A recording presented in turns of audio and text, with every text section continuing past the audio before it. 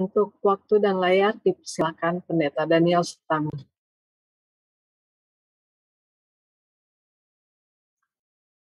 Terima kasih Bu Shelby. Malam baik. Selamat malam untuk keluarga besar Jemaat Tumoto Imperium. Puji Tuhan, malam hari ini kita boleh bersua meskipun melalui Zoom. Oh, sebelumnya apakah suara saya jelas? Jelas ya? Oke. Baik, sebenarnya ini penunjukan saya untuk membawakan acara malam hari ini cukup mendadak. Tetapi saya bersuka cita karena sebagai pelayan Tuhan tentu ketika ada kesempatan untuk memberikan pelayanan tidak boleh ditolak. Apalagi pembahasannya saat ini cukup relevan dengan terutama dengan sekolah sahabat kita ya. Cuman saudara-saudara, izinkan saya pada malam hari ini untuk membawakan sesuatu yang berbeda. Karena mungkin bagi yang belum kenal saya, di gereja kita saya aktif sebagai instruktur atau aktivis dalam pelayanan yang khusus menjangkau kepada saudara Muslim. Ya, dalam hal ini AMR atau Adventist Muslim Relations. Maka pada malam hari ini saya ingin membawakan pembahasan kita penggodaan dan juga kejatuhan yang diambil dari buku Alfa dan Omega jilid 1, khususnya chapter yang ketiga. Dan saya akan membahasnya dari perspektif saudara sepupu kita melalui kitab suci mereka. Saya harap saudara-saudara tidak keberatan dengan itu, karena bagaimanapun kita tinggal dekat dengan mereka, maka kita perlu sedikit banyak ingin tahu cara pandang mereka terhadap peristiwa yang signifikan ini ya, yang menentukan the course of human history ya, sejarah perjalanan umat manusia itu ditentukan dari peristiwa ini, saudara-saudara. Jadi saya akan membawakan hal berbeda karena saya berpikir sebagai orang Advent pasti sudah sering mendengar kisah atau membaca tentang peristiwa ini baik dari Alkitab maupun dari Roh Nubuat, tulisan Roh Nubuat. Maka mungkin kalau saya bawakan dari perspektif yang berbeda, mudah-mudahan bisa memperkaya wawasan saudara-saudara. Dan tadi saya juga sudah minta izin kepada Pendeta Gideon, bolehkah saya bawakan itu? Dan beliau bilang, oh silakan bebas saja. Jadi seperti itu, saudara-saudara. Karena begini, saudara-saudara, kenapa saya perlu utarakan hal ini? Karena tidak semua memang orang Advent terutama ya, itu tertarik ataupun bisa menerima ketika pembahasan itu dibawakan bukan dari Alkitab atau dari tulisan Roh Nubuat. Cuman saya ingin menunjukkan saudara-saudara bahwa prinsipnya itu nanti kurang lebih sama. Nanti akan saya tunjukkan.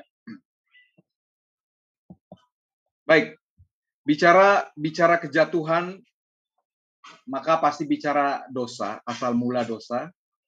Dan di dalam bahasa Ibrani maupun bahasa Greka, kalau bahasa Ibraninya khata, bahasa Grekanya hamartia, kedua-duanya berdasarkan penelusuran saya berarti to miss the mark atau meleset dari sasaran, atau juga bisa dipahami sebagai failure to fulfill a goal, katanya, kegagalan untuk memenuhi sebuah tujuan. Tentu kita sebagai ciptaan Tuhan, kita diciptakan oleh Tuhan, sumber dari segala kebijaksanaan, dan kita tidak diciptakan sembarangan. Kita diciptakan dengan satu tujuan, ada goalnya, ada rencana yang Tuhan sudah rancang sedari awal, saudara-saudara. Makanya ketika penciptaan manusia, Tuhan menyebut ketika hendak menciptakan manusia, Tuhan secara khusus mengatakan, marilah kita, katanya. Jadi dalam khusus penciptaan manusia, Tuhan secara serius, marilah kita menciptakan manusia menurut gambar dan rupa kita. Dari situ saja sudah menyeratkan bahwa manusia adalah ciptaan yang tertinggi. Ciptaan, the crowning of creation, kalau di tulisan Nyonya White. Mahkota penciptaan. Maka kita berbeda dari ciptaan pada umumnya, saudara. Dan yang membedakan itu adalah kemampuan kita untuk memilih, untuk memutuskan. Kita tidak diciptakan sebagai sebuah robot. Kalau Nyonya White menulisnya sebagai automaton. Tetapi kita diciptakan punya kapasitas dan kapabilitas untuk berprogres.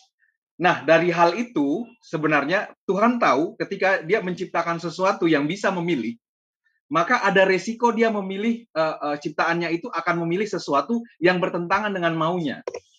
Sekarang ini kita manusia kan sedang gencarnya menciptakan AI, ya, artificial intelligence.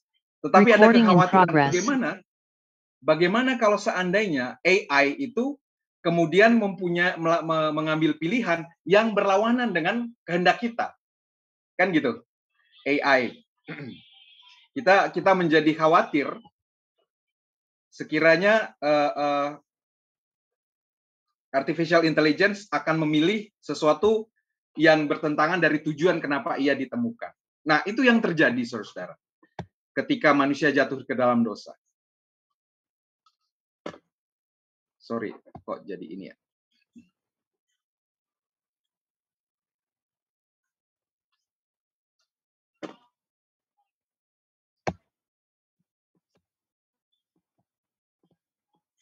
Baik.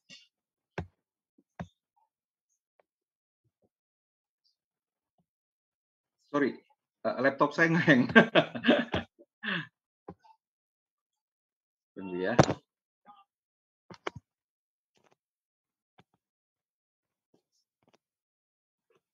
Ya.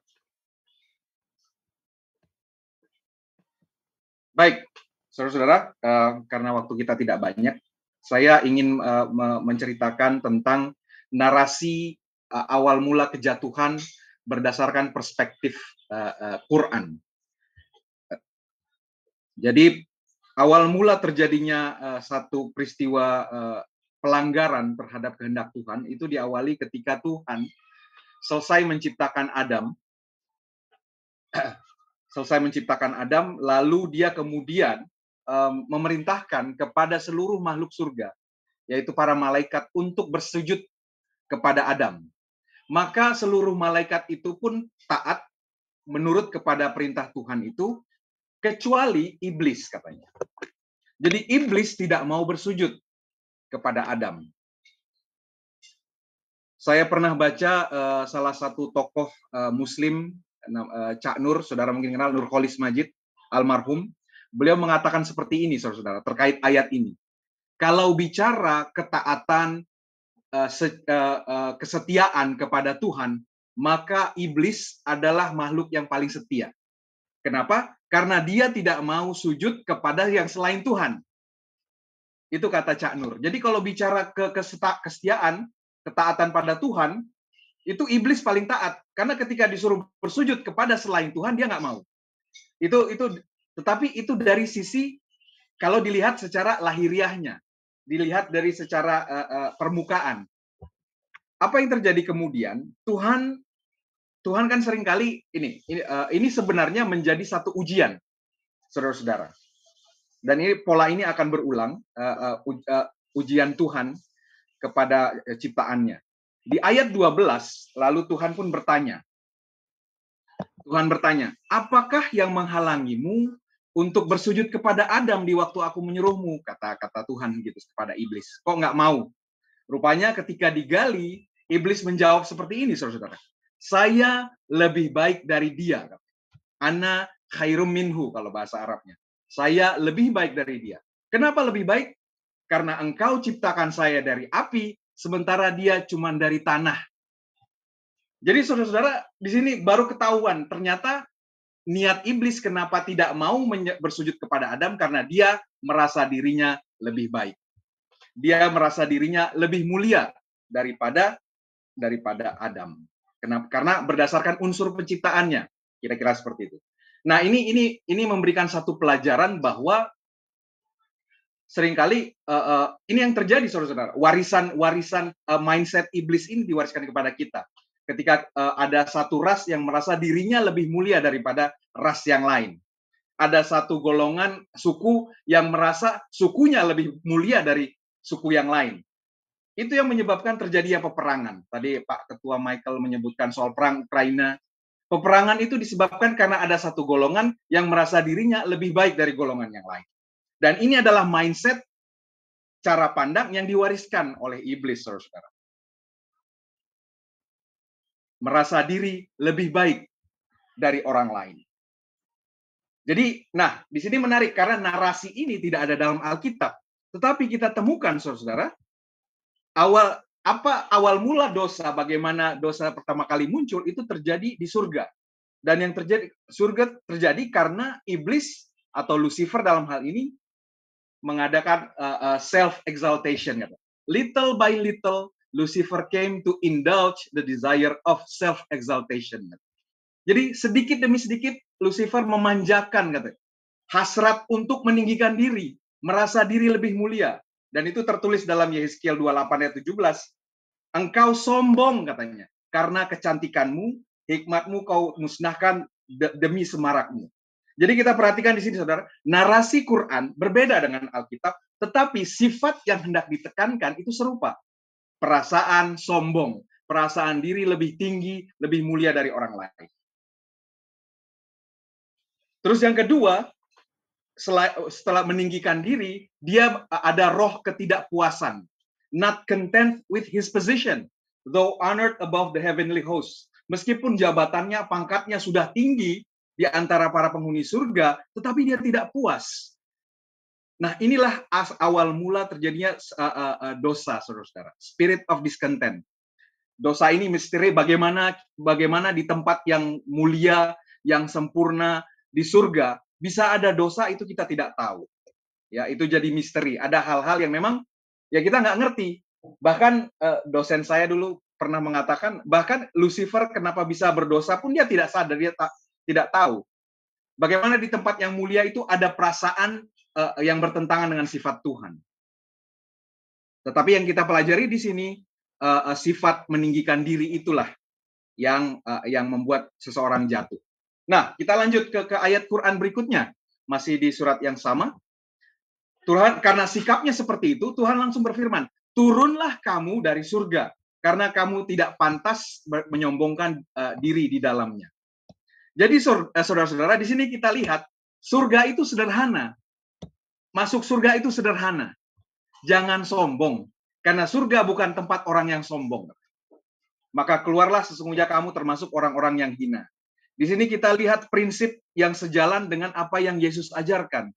Yang meninggikan diri akan direndahkan, sementara yang merendahkan diri akan ditinggikan.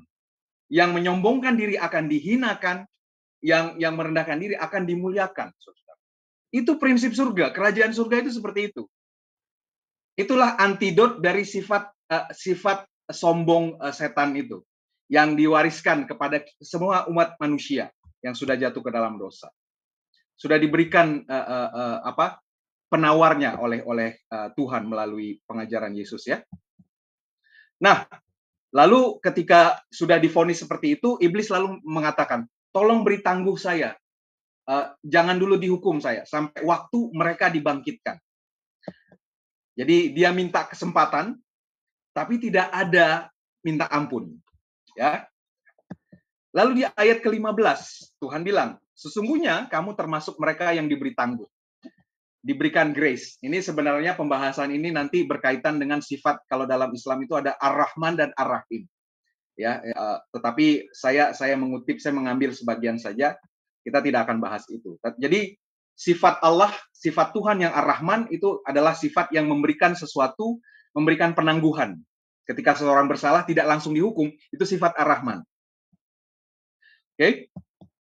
Lalu apa yang terjadi, saudara, ketika diberikan kesempatan? Iblis malah bersumpah, karena engkau telah menghukum saya tersesat, maka saya benar-benar akan menghalang-halangi mereka dari jalan engkau yang lurus. Kalau dalam bahasa Arabnya, qala fa bima aghwaytani la aqudanna lahum min siratal mustaqim. Jadi siratal mustaqim. Makanya saudara-saudara muslim kita setiap sholat minta ditunjukkan, ihdinas siratal mustaqim. Tunjukkanlah kami jalan yang lurus. Kenapa? Karena setan bersumpah akan menyesatkan mereka dari jalan yang lurus. Dan itu sangat serius. Dibilang di sini, saya akan datangi mereka dari depan, dari belakang, dari kanan, dan dari kiri, katanya. Jadi dengan kata lain, at all cost. Saya benar-benar akan berusaha keras membuat mereka tersesat, menyesatkan dari jalan kau yang lurus. Dan apa buah dari penyesatannya? Kau akan dapati kebanyakan mereka tidak bersyukur. Jadi penyesatan yang dilakukan setan, saudara-saudara, adalah membuat kita jadi orang yang tidak bersyukur. Kalau istilah Muslim itu kufur nikmat. Nah, karena itu yang terjadi. Dia di surga, jabatannya tinggi, tapi dia nggak puas. Spirit of discontent. Kalau di tulisan Nyonya White di bab 1, Why was sin permitted, itu berulang-ulang saya temukan. Spirit of discontent. Roh nggak puas, roh tidak puas. Makanya yang dia bisikkan, yang dia hasut kepada umat manusia adalah roh ketidakpuasan. Nah, ketika diberikan kesempatan, malah dia gunakan kesempatan yang Tuhan berikan untuk menyesatkan manusia, maka Tuhan bilang, keluarlah kamu dari surga. Kalau tadi dibilang turun kan artinya tadinya dia tadi gara-gara sikapnya seperti itu, karena dia tadi posisinya tinggi, dia diturunkan, derajatnya diturunkan. Tetapi sekarang Tuhan bilang keluar, dia diusir dari surga, saudara-saudara. Barang siapa dia, dan terus Tuhan vonis, kalau ada yang ngikutin kamu, maka aku akan isi neraka jahanam dengan orang-orang itu. Ini sudah pintu kasihan sudah tertutup. Jadi nggak ada lagi ampun buat setan. Jadi siapa yang ikut setan, maka dia akan masuk neraka. No more mercy. Nah, ini berkaitan dengan sifat rahim nanti. Tapi itu bukan bahasan kita malam hari ini. Nah, setelah itu kita tahu ya, ayat 18, ayat 19 sekarang masuk kepada ciptaan Adam. Kan tadi Adam disuruh sudah jadi, sudah sempurna, maka Tuhan memberikan ujian. Hai Adam, tinggallah kamu di surga, makanlah olehmu buah-buahan di mana saja kamu suka, kata Tuhan. Tapi janganlah kamu berdua dekati pohon ini. Karena kalau tidak, kamu berdua termasuk orang-orang yang zalim. Nah, di sini narasinya berbeda. Kalau di Alkitab mengatakan, di hari kamu makan buah itu, kamu akan mati. Di Al-Quran hanya bilang, kamu akan jadi orang yang zalim. Jadi, konsekuensinya tidak seserius kalau dalam Alkitab, saudara-saudara. Nah, di sini memang letak yang membedakan nanti kenapa Muslim tidak percaya penebusan, ya. Tapi tidak apa-apa, biarkan saja dulu seperti itu. Saya mau menekankan bahwa cerita tentang ada pohon larangan, pohon yang terlarang, itu juga ada dalam Quran. Ya, the tree of knowledge had been made a test of their obedience and their love to God.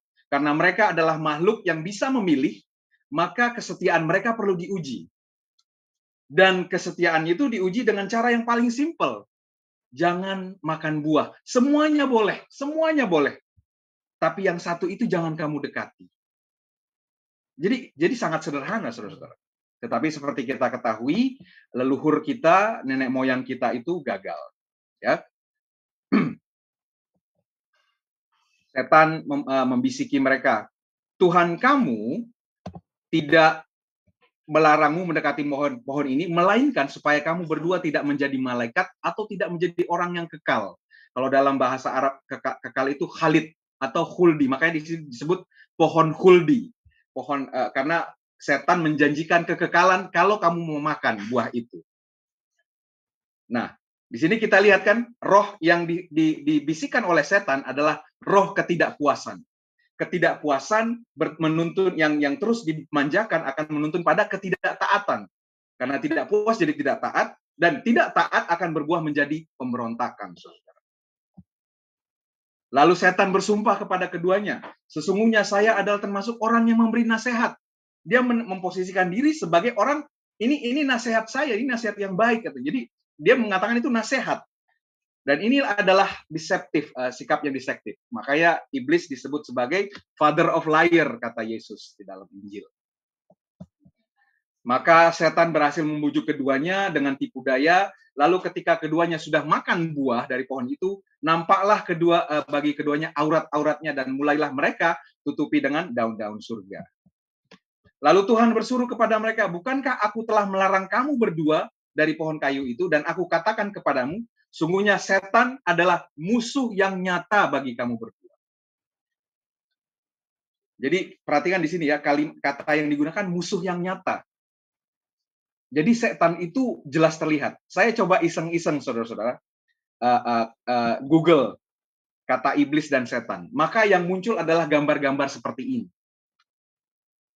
Jadi ketika bicara iblis dan setan, maka paradigma atau cara pandang kita selama ini adalah setan itu wujudnya serem. Setan itu menakutkan, ya bertaring, bertanduk, apa segala macam, pocong, kuntilanak dan lain-lain. Tapi kalau saudara ketemu setan yang kayak gini, kira-kira saudara bisa ditipu atau tidak? Yang ada kalau nggak pingsan atau lari ya. Nah masalahnya, kita sudah tahu ya sama-sama, setan yang berhasil menyesatkan leluhur kita, Adam dan Hawa, itu bukan yang seperti ini. Tampilannya justru sangat menarik. Good looking, knowledgeable katanya. Jadi penampilannya menarik.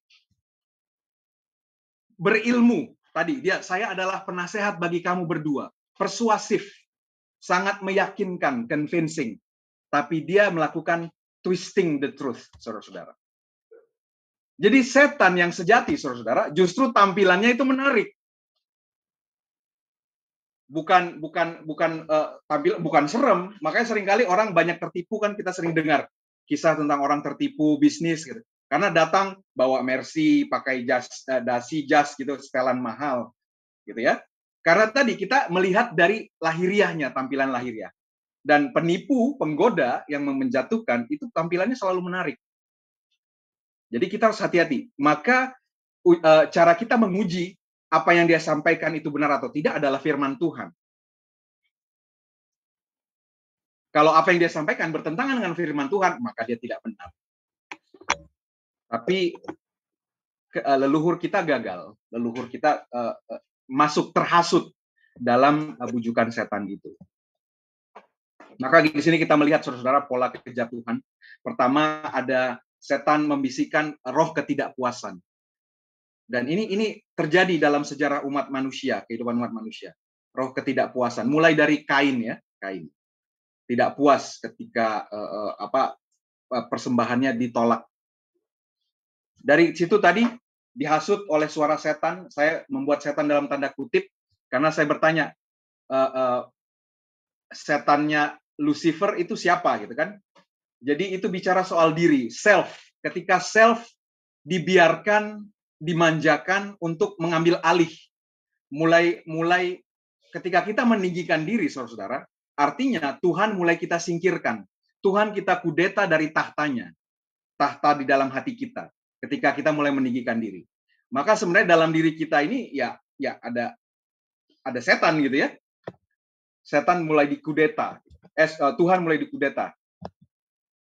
Nah, ketika kita mulai meragukan Tuhan, kita mulai berkurang keimanan.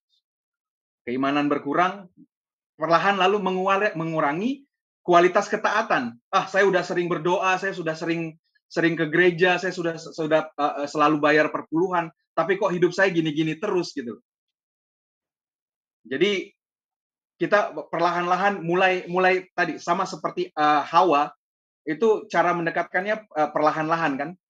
Kita juga gitu, secara tidak sadar makin menjauh, makin menjauh, makin menjauh, dan terakhir puncaknya adalah memberontak, berpaling penuh dari Tuhan, tidak mau mendengar Tuhan. Dan konsekuensinya adalah penderitaan, dan ironisnya ketika kita menderita, kita menyalahkan Tuhan. Inilah pola kejatuhan, saudara-saudara. Pola dosa yang berulang-ulang terjadi di semua anak Adam, anak manusia. Makanya kalau saudara lihat pola ini nanti dibalikkan oleh Yesus. Bagaimana Yesus dalam setiap perjalanan kehidupannya sangat setia, sangat taat, bahkan taat sampai mati kalau kata Paulus di Filipi. Ya. Nah, dari situ dalam pemahaman saya, maka dosa, ini rumusan formulasi saya pribadi, adalah gagal mengemban amanah dari Tuhan. Kata amanah itu sejalan dengan kata amin, aman, iman. Ya. Jadi kalau awalnya kita itu diberikan amanah, Tuhan ketika menciptakan Adam dan Hawa, itu dibilang berkuasalah atas bumi ini, penuhilah dan taklukkanlah itu. Tetapi sebelum bisa berkuasa penuh atas bumi, dan kita menguasai itu di dalam bingkai citra ilahi, rupa dan gambar Tuhan. Nah, sebelum itu Tuhan berikan ujian, maka disuruh mengelola dulu Taman Eden, yang kecil dulu deh. Sebelum kuasai bumi, kuasai dulu Taman Eden. Dan di Taman Eden ada aturannya, ada satu pohon yang nggak boleh didekati. Tetapi ternyata probation, masa percobaannya gagal. Manusia gagal mengemban amanah yang kecil. Kalau yang kecil saja manusia gagal, apalagi amanah yang besar. Oleh karena itu, itulah yang menjadi nasib kita sekarang, saudara-saudara. Kita, segala inisiatif manusia untuk mengelola bumi ini selalu berujung kepada kerusakan. Kita berhasil, untuk supaya kaya, kita mengeksploitasi bumi, sehingga makin lama makin rusak. Iya, kita makin makmur, peradaban makin baik, tetapi ada backfire, ada efek negatifnya, ada pemanasan global, gitu ya, efek rumah kaca dan lain-lain. Sampah bertebaran, kita menciptakan banyak barang, tetapi ada waste. Karena tadi hikmat kita dalam mengelola bumi tidak selaras dengan kehendak Tuhan. Karena Tuhan lebih tahu bagaimana caranya mengelola bumi ini dengan baik. Namun dosa menjauhkan kita dari Tuhan dan membuat kita melakukan segala sesuatu bertentangan dengan Tuhan. Itulah mengapa dosa itu sangat serius, saudara-saudara. Tetapi, Tuhan tidak membiarkan manusia berjalan tanpa arah. Setelah kita lihat di sini, baik di surat Toha maupun di Kejadian 3, konsekuensi pertama dari ketika manusia berdosa adalah telanjang, menyadari diri mereka telanjang. Yang tadinya mereka honored before God, mulia di hadapan Tuhan, sekarang jadi shame, merasa malu. Dan untuk menutupi shame-nya mereka usahakan dengan menutupi daun-daun surga. Mereka berusaha menutupi kemaluan mereka, rasa malu mereka dengan usaha mereka sendiri. Sebelumnya mereka telanjang tapi tidak merasa malu, saudara. Karena kemuliaan kemuliaan mereka diberikan oleh Tuhan. Tetapi ketika mereka terpisah dari Tuhan, maka mereka sadar mereka nggak punya apa-apa ternyata. Dan berusaha menutupi diri dengan daun-daun. Ini adalah simbol usaha kita untuk menutupi aib-aib kita. Kita berusaha tampak soleh di hadapan orang, saudara-saudara, untuk menutupi mungkin dosa-dosa kita. Tetapi Tuhan, nah ini perbedaan respon yang di dalam Alkitab maupun dalam Al-Quran. Kalau di dalam Alkitab, ketika manusia diinterogasi oleh Tuhan, Adam menjawab, perempuan yang kau tempatkan di sisiku, dialah yang memberi buah pohon itu kepadaku, maka aku makan.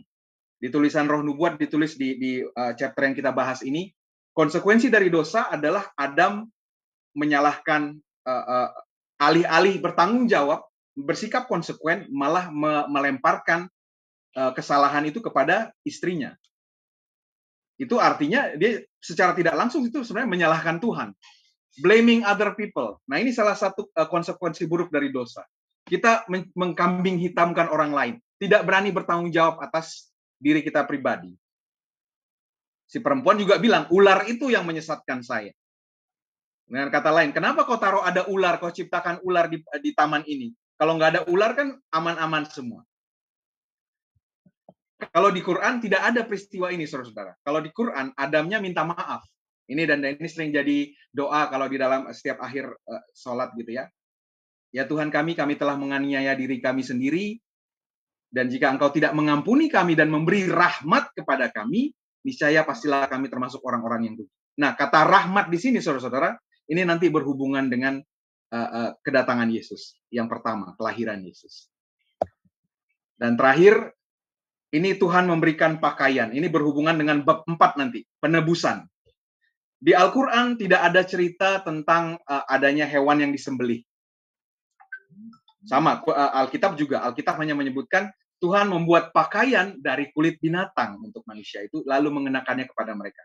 Cerita ini nggak ada dalam Quran. Tetapi Quran menyebutkan bahwa Tuhan memberikan sebuah pakaian namanya pakaian takwa. Nah, pakaian takwa inilah yang ada hubungannya nanti dengan kedatangan atau peran Yesus sebagai juru selamat. Demikian renungan saya pada malam hari ini. Biarlah itu mengingatkan kita kembali bagaimana seriusnya dosa, tetapi Tuhan tidak tinggal diam, saudara. Tuhan dengan segala upaya, bahkan sampai rela merendahkan dirinya, saudara-saudara, untuk kemudian membawa kita kepada kemuliaan yang Dia berikan di rencana semula, sesuai dengan rencana yang semula. Tuhan memberkati. Amin. Puji Tuhan. Terima kasih Pendeta Daniel atas firman-Nya. Baiklah, untuk saat ini kita